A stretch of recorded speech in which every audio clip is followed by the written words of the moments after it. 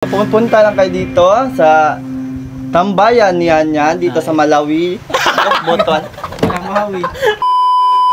Vamos! Basilan! Bagong araw, bagong buhay at bagong pasyalan na naman ang ating pupuntahan today! At kung gusto mong makalanghap ng sariwang hangin at makatakas sa stress at maraming trabaho, abay, tiyak akong mag-e-enjoy ka sa videong ito. Pero bago ang lahat, andito tayo ngayon sa James Walter Strong Boulevard ng Isabela at para makapunta tayo sa ating paroroonan,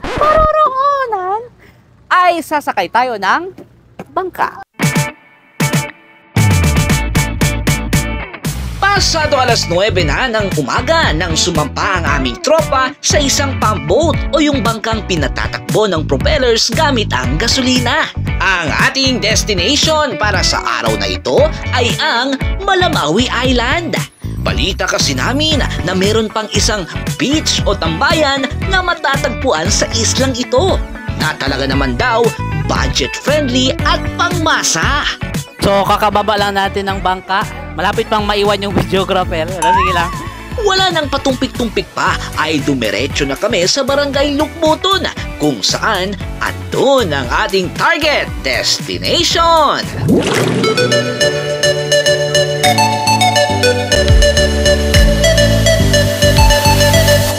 At andito na nga tayo ngayon sa tambayan ni Yan. Located dito lang yan sa barangay Lukbuton, Malamawi Island. Nakapunta na ba kayo dito? Wala pa? Tara na! Mga pare koy, libre ang entrance nila dito at pwedeng-pwede ring mag-overnight kung gugustuhin mo. Karaoke? Check! Tambayan? Check! Swak na pagkain? Check na check!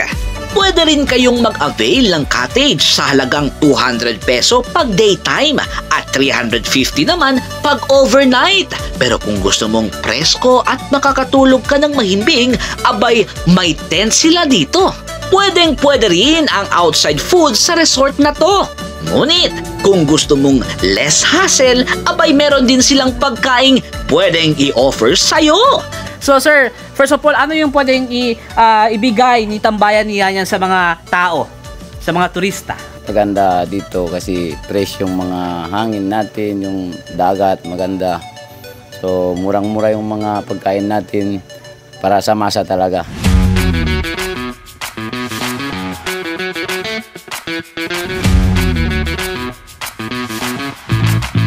At andito na naman tayo sa ating favorite part sa ating mga video. Kasama ko na naman si Doc Drix. Yeah, Doc Drix at promote na. Ha? Si Perla. Ha? Perla. Hindi nyo boka, the speaker, the capital. Dahil nga summer na next year ay matitikman natin dito sa tambayan ni Yan ang kanilang special halo-halo. May pa ano sila dito, may pa halo-halo sila. Yung mga gustong pumunta dito at feel na uminom ng malamig or kumain ng malamig, perfect tong halo-halo nila. Kuya Drix, anong masasabi mo dito sa tambayan ni Yan? Actually, Ganda. Wala pa. first time pumunta dito. Okay. Hindi ko alam na mayroon pa palang lugar dito na pwedeng tambayan. So, maganda yung ambience. Ambience ba? Yes, term? ambience. Ambience. Maganda. And siguradong makaka-relax ka. Manang Perla, anong masasabi mo? Kaulbida mo, de po pago. Masasabi ko lang presko. Wow, nagtagalog. So, meron pa sila ditong ibang biyaya naman, fries. Ano to? Shanghai with magic sauce and halo-halo na perfect pag pupunta kayo dito, especially pag may mga barkada kayo.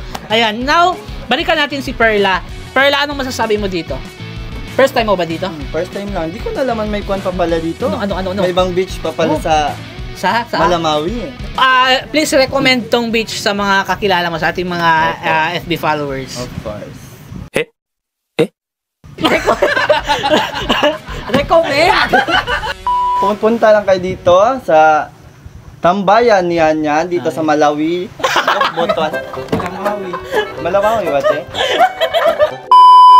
Kung hanap mo naman ay pang survival and natural experience, may pinaparin silang bangka.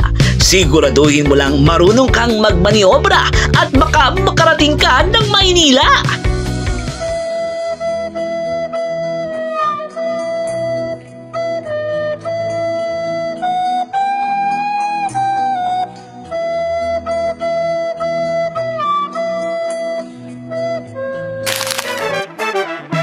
At ano pa ang hinihintay mo?